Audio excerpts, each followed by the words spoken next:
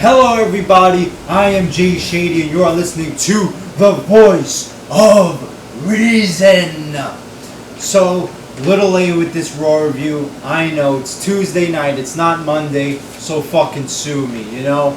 I had work last night so I couldn't watch Raw last night. Had to watch it today. Here's the review, whatever. About this show. After last week, a really good week for WWE with Extreme Rules, a good show. Raw after that, the next night, a really good show. This took us some steps down. This wasn't a horrible show, but, it was bad. It was pretty crappy. There was some good things in it. Don't get me wrong. It wasn't just a downright horrible show. There were some good things for the future, some hopeful looking things, but besides the few drops of good stuff, you got a lot of bad and boring shit on this show. What are you going to do? One thing that this show did great, and that WWE has been doing recently, is they've really been focusing on new talent. We've been talking about it, and it finally looks like WWE is finally building up new talent. A lot of this show gave a lot of spotlight to new talent, and that's what the shows have been doing recently. A lot of spotlight has been given to new talent, and it looks like more people are coming in. So it looks like there's something to actually look forward to in WWE land, for once. So that is a good thing. Let's go into the review. So the show starts off with John Cena coming out. He's cutting just your basic, boring ass, stupid John Cena promo, and then he announces that the match at Payback between him and Ryback is going to be a 3 stages of hell match. So that's nice, there's only been 3 of those they announced. We haven't gotten a 3 stages of hell match and I don't even know how long. So that's a pretty nice announcement. I'm looking forward to that. Their match at Extreme Rules was good. Hopefully they could pull that off again and give us a really good 3 stages of hell match. He announces the first stage as a lumberjack match. I thought that was pretty lame and fucking stupid. You're like the stupidest stipulation ever made, using that in a 3 stages of hell match. Ooh, there's superstars surrounding the ring. This is so fucking cool, nothing happens in a lumberjack match. It's pretty fucking dumb. And then when he was selling the lumberjack match, John Cena, he's like, since Ryback likes to run away, I'm going to make the first match a lumberjack match so he can't run away. So there you go, John Cena just burying the whole monster persona that Ryback has by just saying that Ryback likes to run away. Great job from John Cena. Always having to bury people. Then he says the next match is a tables match. Pretty cool tables match. Then the third match would be an ambulance match. So, not the best selection of matches, I would like to see maybe a ladder match in there or something, maybe a Hell in a Cell. But, at least it's something different. You don't get 3 stages of hell match, you hardly ever do, so pretty cool. Then Ryback comes out and Ryback cuts a short but sweet promo. Ryback has been doing his best work with this current heel run, in my opinion. He's having a ball. You could tell he's having a lot of fun. He says, call me Satan, call me Beelzebub, call me Ryback. Pretty funny. I liked it. Ryback's been pretty entertaining recently. And then he leaves. Then Paul Heyman comes out.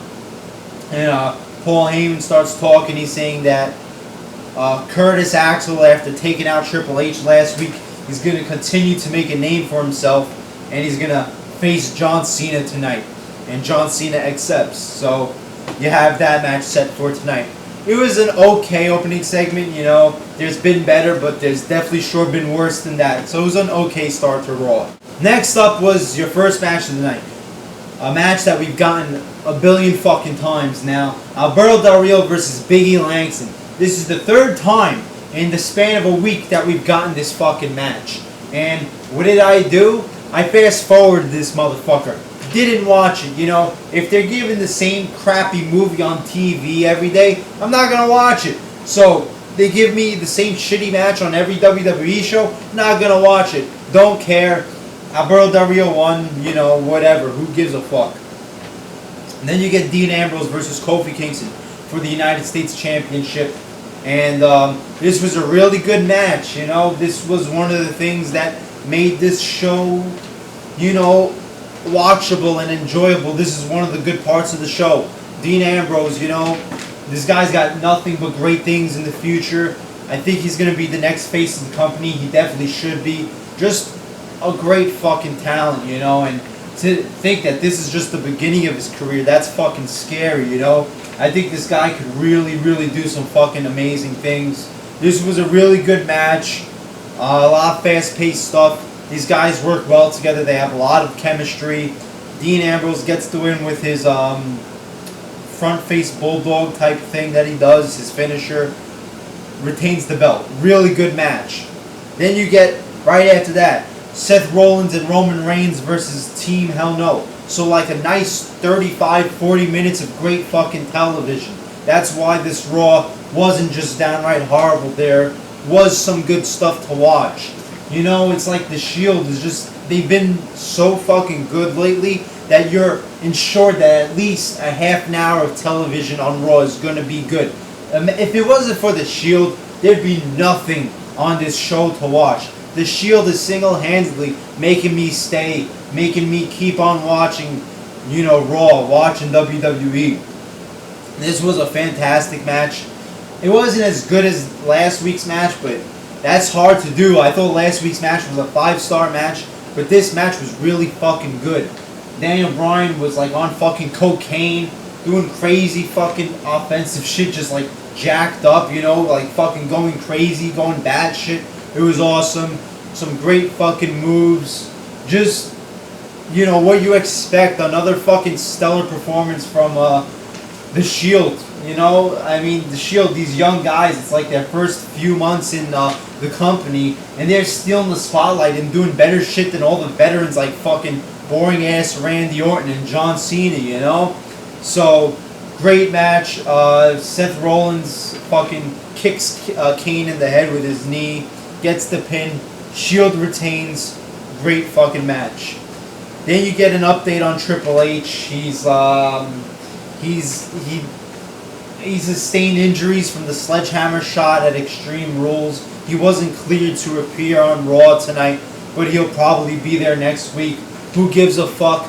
Nobody cares about the storyline. Triple H just needs to fucking go backstage and run this show. Stop fucking stealing the fucking TV time. You know, it's getting ridiculous with this guy. Then you get Wade Barrett versus Fandango. And The Miz comes out and he's going to play a role in the match on the WWE app. The universe gets to vote if he's going to be a guest ring announcer. Like, who the fuck would pick that? The Miz just saying, oh, here comes Fandango. Here comes Wade Barrett. All right, bye-bye. Who gives a fuck about that shit? Seriously. Then it was guest commentator or a special guest referee. Obviously, they picked special guest referee. You know, The Miz is just fucking phony as fuck. His face run is fucking horrible. He's just fucking corny. This motherfucker. His character sucks. I mean, I wasn't a huge fan of his as a heel, but he was entertaining. But it's just I don't know. He's just so fucking bad as a face. It's like horrible. It's really, really bad, this face Miz. It's like, can't take this shit. A phony motherfucker. Just like every face these days, they all have to be phony motherfuckers. You can't just have a cool fucking face anymore. Fandango wins. Miz and Wade Barrett are getting into fucking like arguments and fights. Miz does the skull crushing finale to Wade Barrett. Fandango gets the pin. You get some fucking bullshit nonsense after the match. Who cares? Then you get a segment with John Cena and Shawn Michaels. It's Bret Hart Appreciation Night tonight.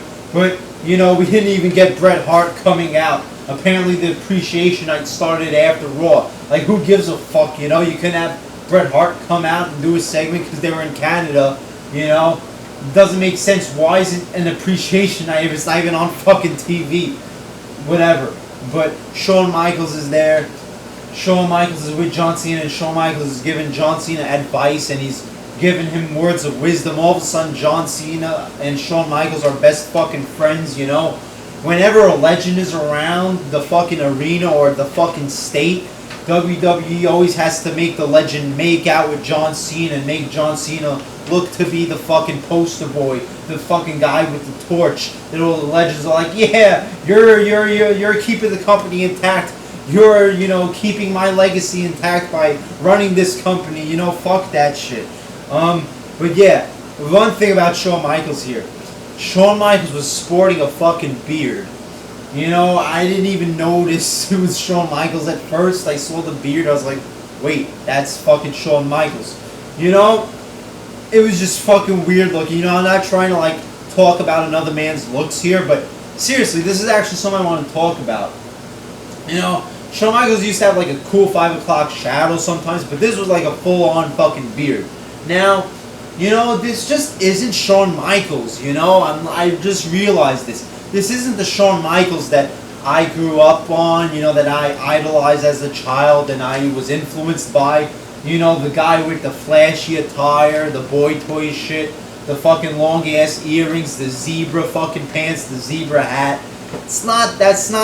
This isn't the same Shawn Michaels, you know? All of a sudden he started wearing fucking cowboy hats, some fucking dumbass like hunting gear, now a fucking beard, and it's like, what is going on, you know? It's like, this is a problem with legends and just a lot of fucking wrestlers. Like, these days, it's like, they stop playing their characters, and that's the problem, because we fell in love with these people for their characters. I don't want to see fucking Michael Hickenbottom. I don't want to see Dwayne Johnson, the movie star. I want to see The Rock. I want to see the Heartbreak Kid, you know?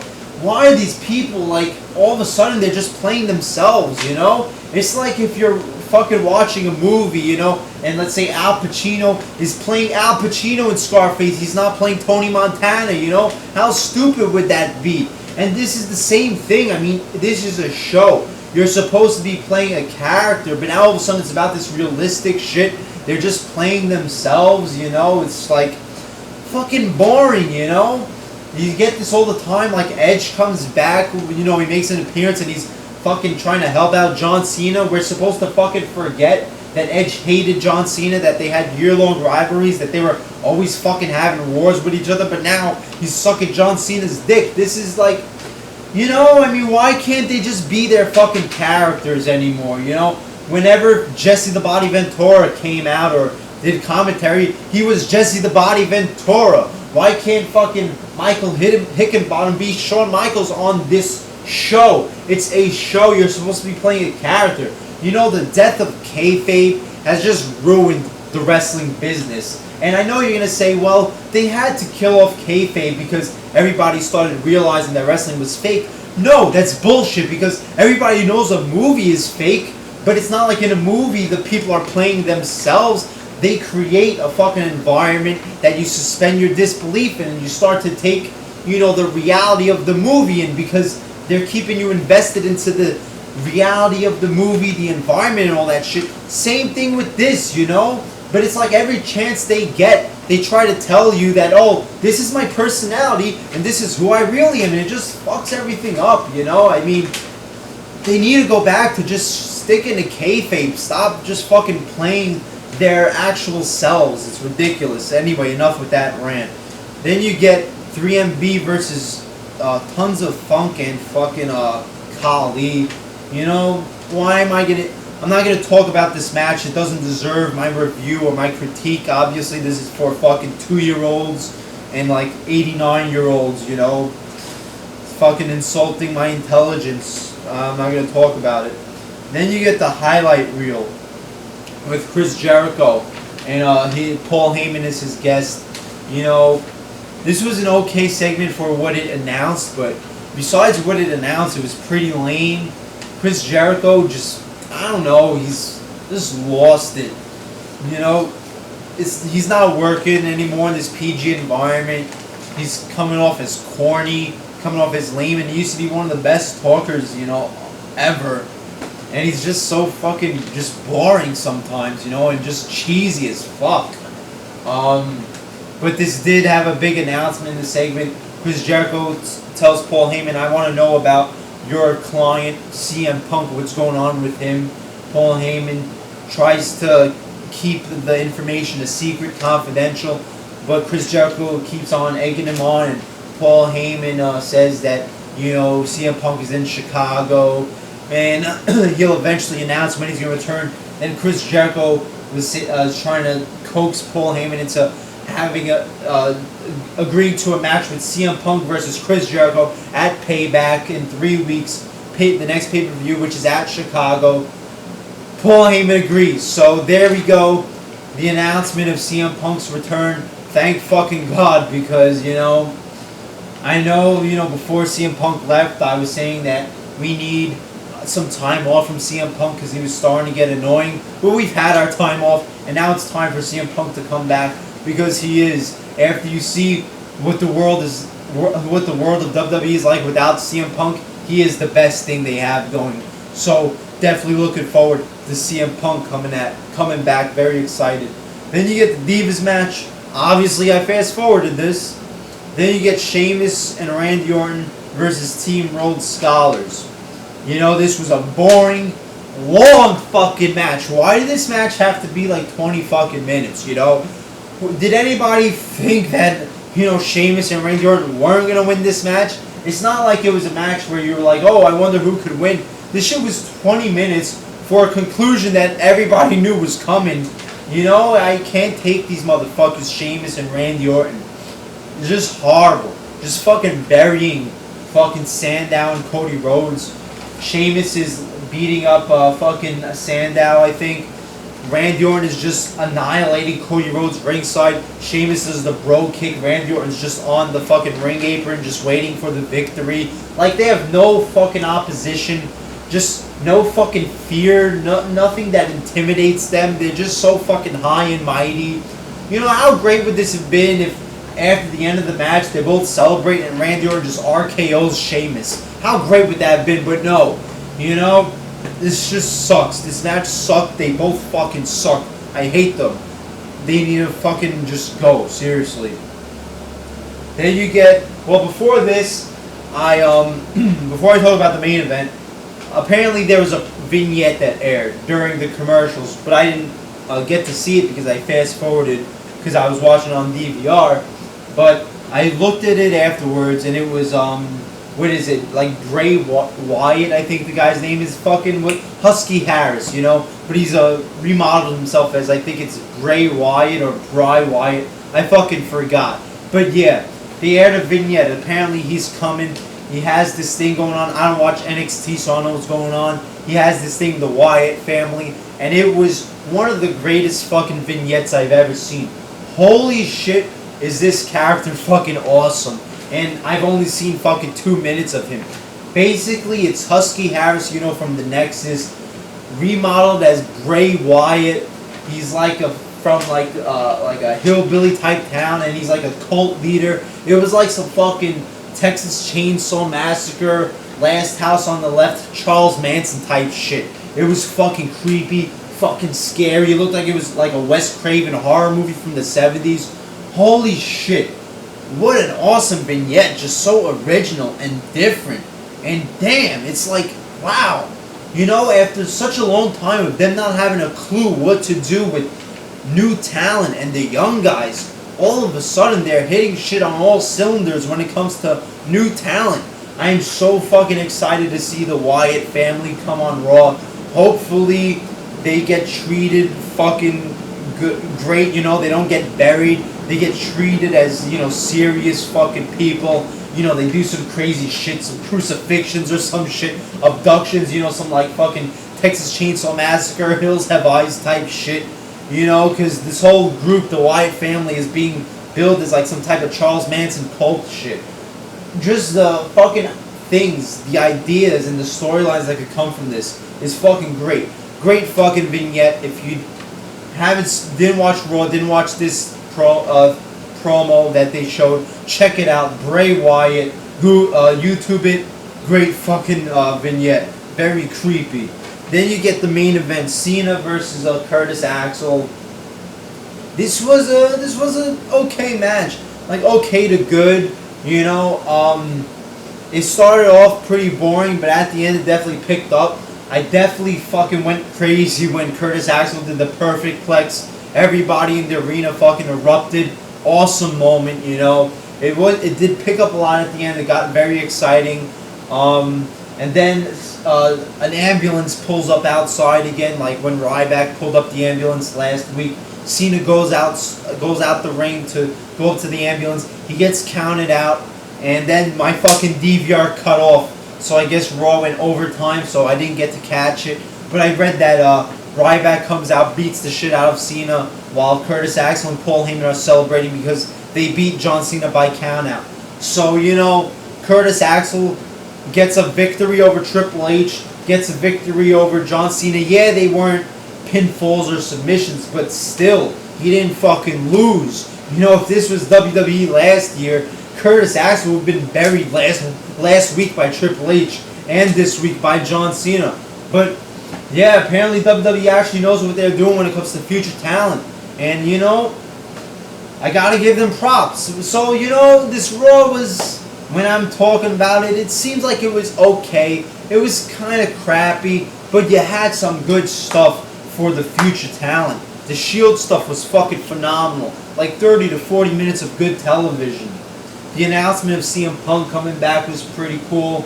The Bray Wyatt vignette was fucking awesome. Can't wait for that to happen. More young talent coming in. And Curtis Axel then building him up. Him getting a victory over John Cena. Pretty fucking great, you know?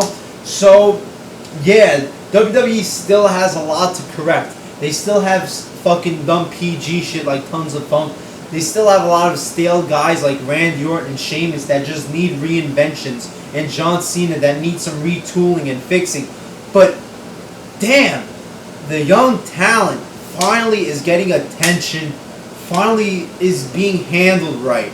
And that's one thing that I could take away from this show. And it's one thing that I'm on the edge of my seat looking forward to. I'm looking forward to when the fucking Wyatt family debuts on Raw. So yeah, this was a step down from last week of WWE television, but still keeping good with building up new talent.